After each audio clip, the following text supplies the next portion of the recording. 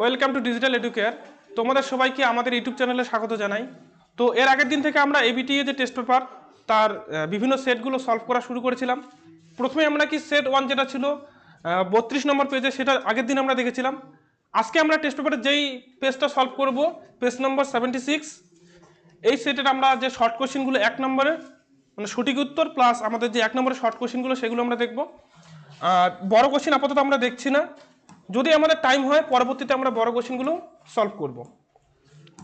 তাহলে তোমরা অবশ্যই একটা টেস্ট পেপার এবিটি এর হাতের কাছে নিয়ে বসো, তার সাথে পারলে একটা খাতা নিয়ে বসো, কারণ আমরা এখানে এই যে কোশ্চেনগুলোর উত্তর কিন্তু তোমাদের বইয়ের পিছনে দেওয়াই আছে।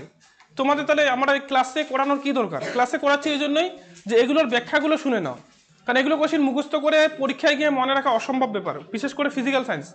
তো তোমরা যদি ব্যাখ্যাটা যদি বুঝতে পারো তাহলে কোশ্চেনটা ঘুরিয়ে দিলেও তোমরা উত্তরটা করতে পারবে, ঠিক আছে?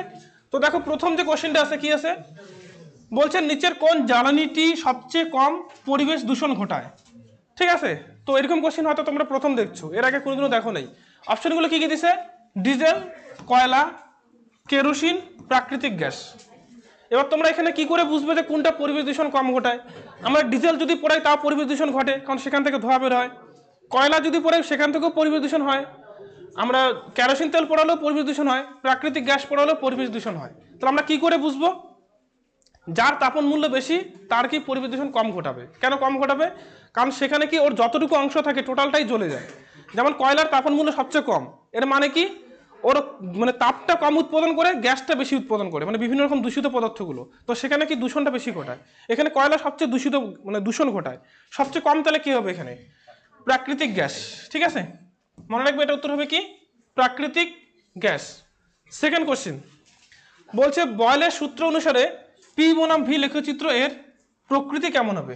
পি বনাম ভি, পি বনাম ভি কেমন হয় তোমাদের মনে রাখতে? পি বনাম ভিটা এরকম হয়, তাই তো? তাহলে কি এটা কি লেখচিত্র কেমন? এটা কি বলবো? এটা হবে কি সমপরাবৃত্ত। এটা বৃত্তাকারও হবে না, এটা সরলরেখা হবে না, এটা অতিবৃত্ত হবে না। এই যে এইরকম এইরকম যে ছবি, এটাকে বলা হয় সমপরাবৃত্ত। ঠিক আছে, এটা তোমাদের মনে রাখতে হবে। নেক্সট 3 নম্বর কোশ্চেন কি বলছে? বলছে একটি গ্যাসের বাষ্প ঘনত্ব 16, বাষ্প ঘনত্বটা বলে দেওয়া আছে, আমাদের কি বের করতে বলেছে? এসটিপিতে গ্যাসটির 22.4 লিটারের ভর কত? ঠিক আছে, 22.4 লিটারের ভর কত হবে? তার আণবিক ভরের সমান হবে, এটা মনে রাখবে। ঠিক আছে, 22.4 গ্রাম যে কোনো গ্যাসের 1 মোল আছে, 22.4 লিটার বলেছে মানে কি সেখানে 1 মোল আছে, আর 1 মোলের ভরকে আমরা কি বলে? আণবিক ভর। তাহলে যে এটা আণবিক ভর যেটা হবে সেটাই হবে উত্তর। এখন তোমাদের আণবিক ভরটা বের করতে হবে। আচ্ছা, আণবিক ভর কত হবে? বাষ্প ঘনত্ব বলেছে 16, তো আণবিক ভর কত হবে? 16 দুগুণে 32, আমরা জানি m = 2d, এটা আমরা জানি। তাহলে যদি 2 × d, d মানে কত বলেছে? 16, উত্তর আসবে কত? 16 দুগুণি 32। তাহলে এটা আণবিক ভর হবে কত? 32 গ্রাম। নেক্সট 4 নম্বর বলছে তাপ সঞ্চালনের কোন প্রক্রিয়াতে মাধ্যমের কণাগুলির স্থানচ্যুতি হয়? মানে আমরা জানি আমাদের যে তাপ পরিবহন যখন হয় তখন কিন্তু স্থানচ্যুতি হয় না, বলছে এদের মধ্যে কোনটা সময় তাপ পরিবহন হওয়ার সময় স্থানচ্যুতি ঘটে, কণাগুলো এক জায়গা থেকে আরেক জায়গায় চলে যায়। তো তোমরা এটা মনে দেখেছো, ভূগোলে পড়েছো। ঠিক আছে, যত সময় আমি দেখলাম এটা টেস্ট পেপারে উত্তরটা ভুল দেওয়া আছে, এখানে পরিবহন দেওয়া আছে। ঠিক আছে, না পরিচালনে দেখবি, পরিচালন তো পড়েছিস, এরকম একটা তার পাহাড়ের নিচে আছে, ভূগোলে পড়েছিস। ঠিক আছে, এখানে যে বায়ুগুলো আছে, বায়ুগুলো কি হয়? প্রথমে যে পৃথিবী থেকে সূর্য থেকে যে তাপটা আসে, তাপটা সে এই অঞ্চলটাকে গরম করে, তারপরে এরা কি করে আস্তে আস্তে এই ধার বেয়ে উপরের দিকে উঠে যায়, কারণ হালকা বায়ু কি, আচ্ছা গরম বায়ু হালকা হয়, হালকা হওয়ার জন্য এগুলো উপরে উঠে যায়। আর কি হয়, আমাদের উপরের বায়ুগুলো নিচে নেমে আসে, তখন এটা আবার ঠান্ডা বায়ুটা নিচে চলে আসে, এটা আবার গরম হয়, তারপর এটা আবার উপরের দিকে উঠে যায়। তো এরকম করে কি এটাকে বলে পরিচালন পদ্ধতি। এখানে কি হয়, পরিচালন পদ্ধতিতে অণুগুলো আস্তে আস্তে উপরের দিকে ওঠে, উপরের বায়ুগুলো নিচে নামে, তাহলে কি ওদের স্থান পরিবর্তন করে। এটা উত্তর হওয়া উচিত পরিচালন। ঠিক আছে, কিন্তু আমি টেস্ট পেপারে যেটা পিছনে উত্তর দেখলাম এটা পরিবহন বলা আছে, পরিবহনটা যত সময় হবে না, উত্তর পরিচালন হবে আমার যেটা মনে হয়। তারপর 1.5 কি বলেছে? আলোর কোন ধর্মের জন্য দিনের বেলায় আকাশকে নীল দেখায়? এটা তোরা বলবি। বিচ্ছুরণ, বিক্ষেপণ, প্রতিসরণ, প্রতিফলন। বিক্ষেপণ, এটা অনেকবার করানো হয়েছে। বিক্ষেপণের জন্য আলো দিনের বেলায় আকাশকে আমরা নীল দেখি। নেক্সট পরে কোশ্চেন, সবুজ কাচের মধ্য দিয়ে লাল ফুলকে দেখলে তা কোন বর্ণের দেখাবে? কি কি বলছে? লাল, সবুজ, হলুদ, কালো। কি হবে বল? দেখ আমাদের সাপোজ এখানে একটা লাল ফুল আছে, আমি ফুল আঁকছি না, জাস্ট এরকম করে একটা দিচ্ছি, ফুল। এই ফুলটার রং কি হবে? লাল। এখানে একটা কাগজ আছে, ঠিক আছে, কি বলছে? কাগজ, কাঁচ আছে, কাঁচ। এটা কেমন? এটা লাল, এটা সবুজ, ঠিক আছে। এবার আমরা আমরা যে দেখবো, কেমন করে দেখবো? এই যে লাল আলো থেকে কি আলো আসবে? লাল আলো আসবে। এবার লাল আলো যখন এই সবুজ কাঁচটার ভিতর দিয়ে যাবে, লাল আলোটাকে ওকে যেতে দিবে? আমরা কি জানি, সবুজ যে কাঁচ আছে সে সবুজ আলোটাকে শুধু যেতে দিবে, বাকি সব আলোকে শোষণ করে নেয়। যেমন একটা গাছের পাতা, গাছের পাতার রং সবুজ হয়। কেন সবুজ হয়? কারণ সূর্য থেকে 7টা রঙের আলো আসে, ও সবুজটা বাদ দিয়ে বাকি সবগুলোকে শুষে নেয়, শুধু সবুজটাকেই ছেড়ে দেয়, বাইরে ছেড়ে দেয়। আর ওই আলোটা সে আমাদের চোখে ঢোকে, তাই আমরা সেটাকে সবুজ দেখি। সেম এখানে হবে, লাল আলোটা যখন এর মধ্যে দিয়ে যাবে তখন আলোটা এর শুষে নেবে। তাহলে এটাকে আমরা কেমন দেখবো? কোনো রঙে দেখতে পাবো না। কি দেখবো? কালো দেখবো তাহলে, ঠিক আছে। এটা উত্তর হবে কি? কালো। আমরা কোনো রঙের দেখতে পাবো না, কালো দেখবো। যদি এটাও সবুজ হতো তাহলে, এটাও যদি লাল হতো তাহলে লাল দেখতে পেতাম, ঠিক আছে।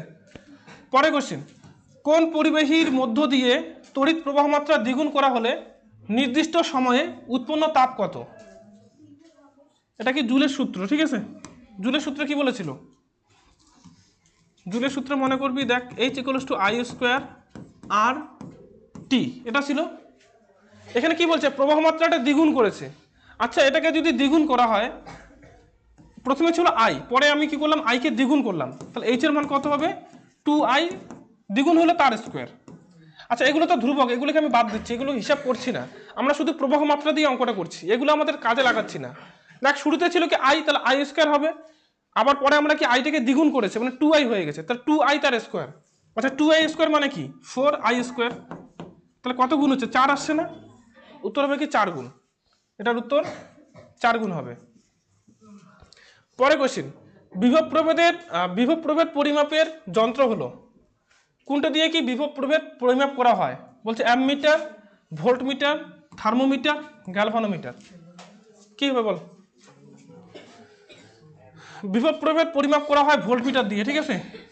বিভব প্রভেদ ইংলিশ কি? ভোল্টেজ। ভোল্টেজ থেকে যন্ত্রটার নাম হয়েছে ভোল্টমিটার, ঠিক আছে। নেক্সট 9 নম্বর কোশ্চেন, নিচের কোনটি তেজস্ক্রিয়তা পরিমাপের একক? তেজস্ক্রিয়তা পরিমাপ করার একক কোনটা? বলছে hertz, coulomb, Becquerel, Arctic angstrom. এটা আমরা জানি, এটার উত্তর হবে বেকারেল। বেকারেল সক্রিয়তা পরিমাপ করা একক, তেজস্ক্রিয় সক্রিয়তা পরিমাপ করা একক বেকারেল, ওটাই বলেছে এখানে। আচ্ছা 10 নম্বর, নিচের কোনটি সন্ধিগত মৌল? এই যে মৌলগুলো বলছে এটার মধ্যে কোনটা সন্ধিগত মৌল? বলছে পটাশিয়াম, ক্লোরিন, আর্গন, লোহা। মনে রাখবি এটা তো লোহা হবে। সন্ধিগত মৌল কোনগুলো? মাঝখানে দেখবি আমাদের যে পর্যায় সারণীটা, একটু বলে দেই, ঠিক আছে।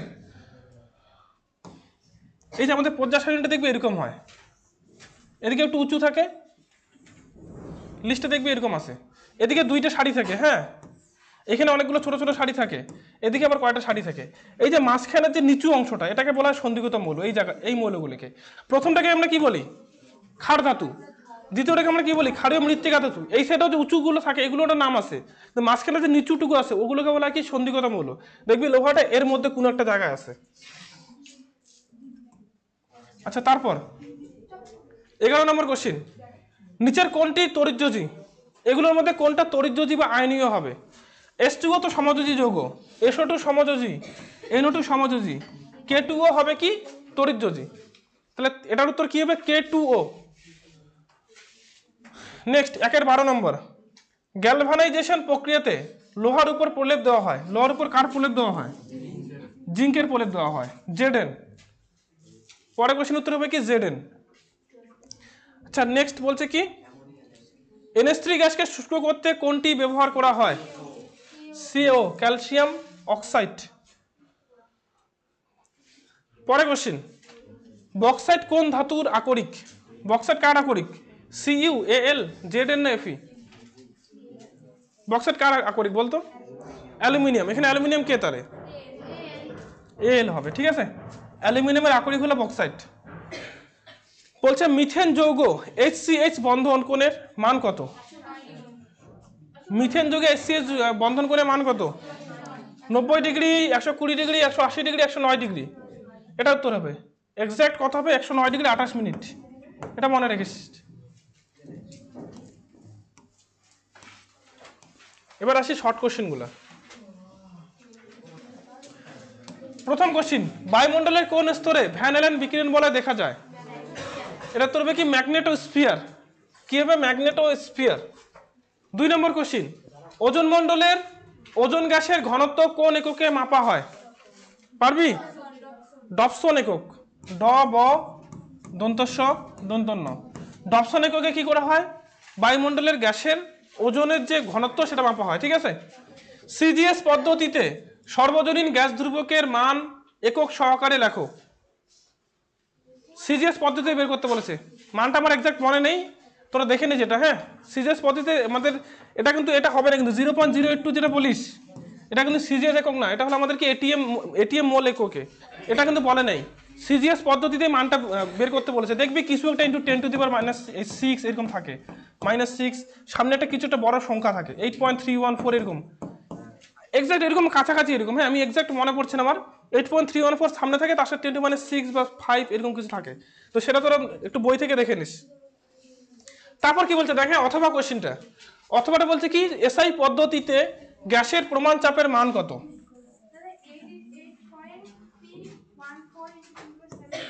8.314 ইন্টু 10⁻⁻7, শুধু 7। আচ্ছা, একক কি আছে? এককটা দিলে বলে যাবে।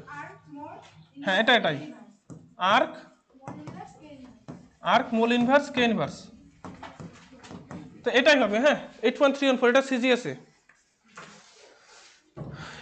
8.314 into 10⁻⁷ erg mole inverse K inverse, এটা হলো কি সিজিএস এককে আমাদের আর এর মান, আর সমান সমান।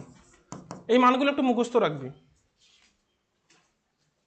যদিও পরীক্ষা আমাদের লাগে না, এখানে দিয়েছে কিন্তু মনে হয় না এগুলো আসবে এরকম, মানে অনেক কঠিন তো, অনেকগুলো সংখ্যা এগুলো। সিজিএস আছে, এসআই আছে, ATM mole inverse K inverse এককটা আছে। আচ্ছা নেক্সট, এখানে বলছে কি দেখ, এসআই পদ্ধতিতে গ্যাসের প্রমাণ চাপের মান কত? প্রমাণ চাপের মান চেয়েছে। এমনিতে আমরা প্রমাণ চাপের মান কি জানি? 76 সেমি-এইচজি, ঠিক আছে? এইটার মানটা কি পাস্কেল এককে চেয়েছে বা নিউটন পার মিটার স্কয়ার এককে। এটা দেখবি 1.0132, এটা ঠিক আছে, এত পাস্কেল হয়, 1.0132 পাস্কেল গেল। নেক্সট 4 নম্বর কোশ্চেনটা কি বলছে, একটি নির্দিষ্ট ভরের গ্যাসের আয়তন ভি হলে উষ্ণতা স্থির রেখে চাপ দ্বিগুণ করা হলে আয়তন কত হবে? এটা তো একটি নির্দিষ্ট ভরে গ্যাসের উষ্ণতা স্থির বলেছে, উষ্ণতা মানে কি P1 V1 equals to P2 V2। T1 বা T1টা T2টা আসবে না, কারণ কি উষ্ণতা স্থির, তার T1 T2 আমাদের দরকার নেই, এটা আমাদের সূত্র। তাহলে কি বলছে, আয়তন বলেছে V1, উষ্ণতা স্থির, চাপ করেছে কি দ্বিগুণ, তার মানে এটা যদি P হয়, সাপোজ চাপ কি করেছে ওটা দ্বিগুণ করেছে, মানে এটা যদি P হয় এটা কি হবে 2P, ঠিক আছে? এটা আমাদের V বলে দিয়েছে, তাহলে V2 এর মানটা আমাকে বের করতে হবে। তাহলে এখানে VV তো কাটা যাবে, আচ্ছা PP কাটা যাবে, তাহলে V2 কি হবে? এই দুইটা সামনে নিয়ে আসলাম, V/2, ঠিক আছে? তাহলে কি আগের যে V আছে তার অর্ধেক হয়ে যাবে, তাহলে এটা উত্তর কি হবে? আয়তন কি হবে? আয়তন অর্ধেক হবে, এটা উত্তর হবে কি অর্ধেক, মনে থাকবে। তাহলে চাপ যদি আমি দ্বিগুণ করি আয়তন অর্ধেক হবে, এটাই বলেছে আমাদের কি বয়েলের সূত্র। পরের কোশ্চেন, নেক্সট বলছে যদি YR এবং YF যথাক্রমে, আচ্ছা গামা আর গামা এ যথাক্রমে তরলের প্রকৃত আপাত প্রসারণ গুণাঙ্ক হয়, তবে এদের মধ্যে কোনটির মান বেশি? তোমাদের আমি বলে দিয়েছিলাম কি যে আপাত প্রসারণ গুণাঙ্কের মানটা সবসময় বেশি হবে, তাহলে কি গামা আর এর মানটা সবসময় বেশি হবে, ঠিক আছে? নেক্সট কোশ্চেন বলছে অথবা দিয়ে কঠিন পদার্থের 3 রকম প্রসারণ গুণাঙ্কের মধ্যে সম্পর্কটি লেখো। ওই যে আমরা অনেকবার করেছি এটা ক্লাসে, alpha equals to beta by 2 equals to gamma by 3 হলো। তা বলছি একটু অবতল দর্পণের বক্রতা ব্যাসার্ধ 20 সেমি হলে ফোকাস দৈর্ঘ্য কত? বক্রতা ব্যাসার্ধ বলা আছে, ফোকাস দৈর্ঘ্যটা বের করতে বলেছে, ঠিক আছে? সম্পর্ক কি আমাদের বলতো, সম্পর্ক বল, বক্রতা ব্যাসার্ধ আর ফোকাস দৈর্ঘ্যের মধ্যে সম্পর্ক কি? আর ইকুয়ালস টু 2f। তাহলে এটা আমাদের দেওয়া আছে, আর এর মান দেওয়া আছে 20, এফ এর মান আমাদের বের করতে হবে, কাটাকাটি কর, 10 দুগুণে 20, ঠিক আছে? তাহলে উত্তর কত হবে? 10 সেমি। ফোকাস দৈর্ঘ্য কত হবে? 10। মায়োপিয়া জনিত ত্রুটি দূর করতে চশমায় কি ধরনের লেন্স ব্যবহার করবে? অবতল লেন্স। এটা সবারই মুখস্থই হয়ে গেছে, জীবনবিজ্ঞান ভৌতবিজ্ঞান দুইটা সাবজেক্টে আছে ওই জন্য। পরে কোশ্চেন বলছে কি তড়িৎচালক বলের মাত্রীয় সংকেত কত? তড়িৎচালক বলের মাত্রীয় সংকেত বের করতে বলছে, এটা বের করে নিব, আমার জাস্ট এক্সাক্ট সংখ্যাটা মনে নেই। হ্যাঁ, তড়িৎচালক বল মানে আমরা কি জানি, আই ইকুয়ালস টু কি হয় কিউ বাই টি, এটা হয়তো নাকি কিউ বাই টি। এবার কিউ মানে কি হয়, কিউ এর মাত্রীয় সংকেত হয় কি,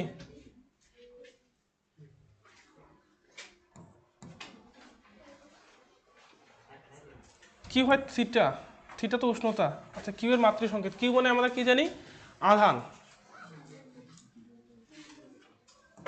যত সময়টা আই মাইনাস। আচ্ছা আমাদের তড়িৎচালক বল বলেছে না, তড়িৎচালক বল এটা না, কিন্তু এটা তড়িৎ প্রবাহ মাত্রা বের করছি, ওই জন্য বলছি উত্তরটা ভুল আসতে সেখানে।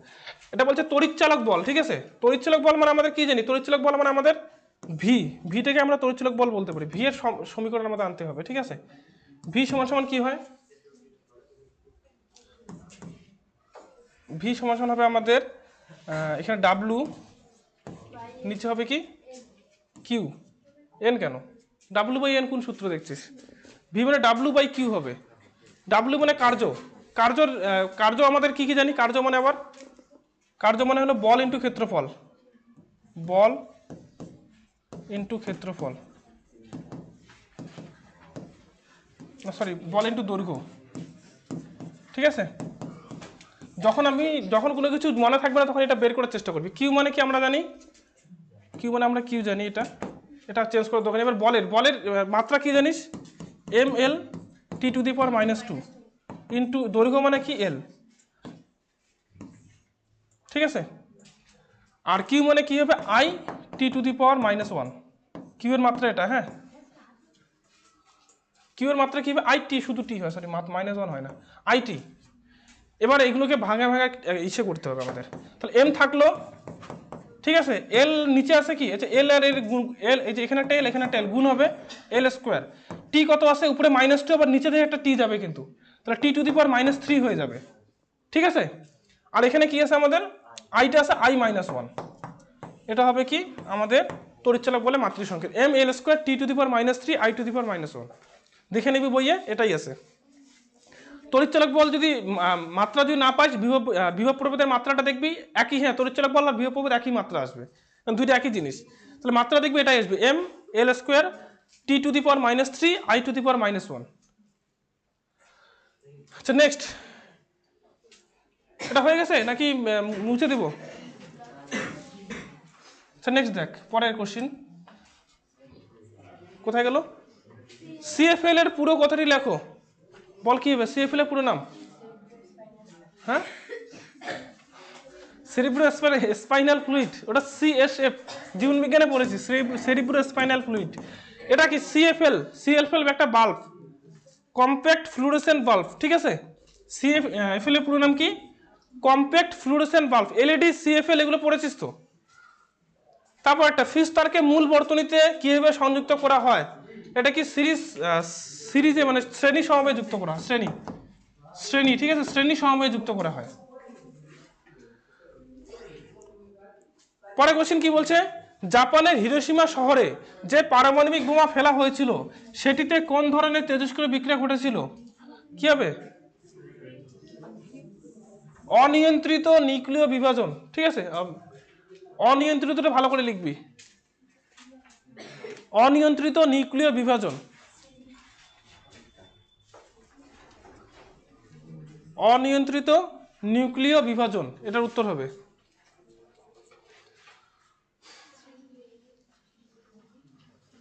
তারপর কি বলছে দেখ, ক্ষার ধাতুগুলির অক্সাইডগুলি তীব্র ক্ষারকীয় প্রকৃতির, এটা সত্য না মিথ্যা? মনে রাখবি ক্ষার ধাতু, যেমন একটা আমি সিম্পল উদাহরণ দিচ্ছি, এলআই একটা কি আমাদের ক্ষার ধাতু, তার সাথে কি হাইড্রোজেনের অক্সাইড বলেছেন এলআইও, এলআইও, আচ্ছা এখানে 2 হবে, তাছাড়া তো হবে না, অক্সিজেন 2 হয়। তাহলে এই হলো আমাদের একটা যৌগ, এটা কেমন হবে, ক্ষারীয় হবে না, ক্ষারীয় হবে না অ্যাসিডিক হবে, সেটা আমাদের আগে দেখতে হবে। তাহলে এখান থেকে তো এইচ মাইনাস হওয়ার কোনো ব্যাপারই নেই, এইচ প্লাস বের হওয়ার কোনো ব্যাপার নেই, তাহলে এটা কি ক্ষারীয় হওয়ার চান্স বেশি, তাহলে এটা ক্ষারীয় হবে। অ্যাসিড আর ক্ষার পড়েছিস তো নাকি 9-এ? যে অ্যাসিডের ক্ষারটা ভালো করে পড়িস তাহলে এটা বুঝতে পারবি, নাহলে বুঝতে পারবি না। অ্যাসিড কি এর ক্ষার কি যদি না জানিস তাহলে সেটা পারবি না। এটা কি হবে? সত্য। ঠিক আছে,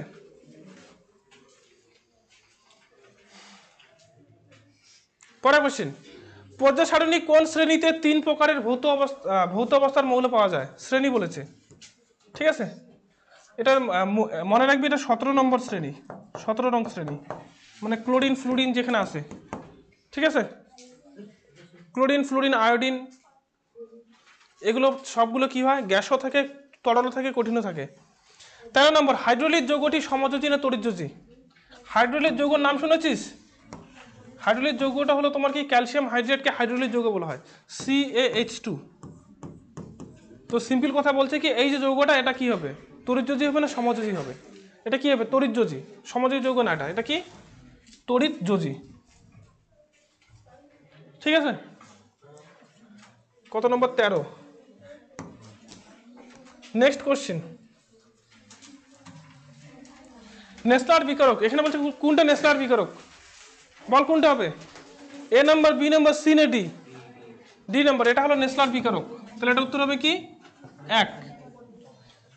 অয়েল অফ ভিট্রিয়াল। এখানে অয়েল অফ ভিট্রিয়াল কোনটা? তিনটার মধ্যে ABCর মধ্যে কোনটা হবে বল? H2SO4। এটা হবে তোমার কি? Oil of vitriol. H2SO4 K oil of vitriol বলা হয়। লোহার একটি খনিজ, এই দুইটার মধ্যে কোনটা লোহার খনিজ? FeSO4 নাম কি? Fe2 হলো কি লোহার একটা খনিজ। হ্যাঁ, আচ্ছা, নাইট্রিক অ্যাসিড শনাক্তকরণে ব্যবহার করা হয় কি? FeSO4। আচ্ছা, এটা কি আছে আমাদের? না, 4 নম্বর গেল। নেক্সট, হ্যাঁ, 1 ফ্যারাডে সমান সমান কত কুলম্ব? এটা কিন্তু বইয়ে দেওয়া নেই। 1 ফ্যারাডে সমান কত কুলম্ব? মনে রাখবি এটা 1 ফ্যারাডে 96500 কুলম্ব। ঠিক আছে, 96500 কুলম্ব গেল।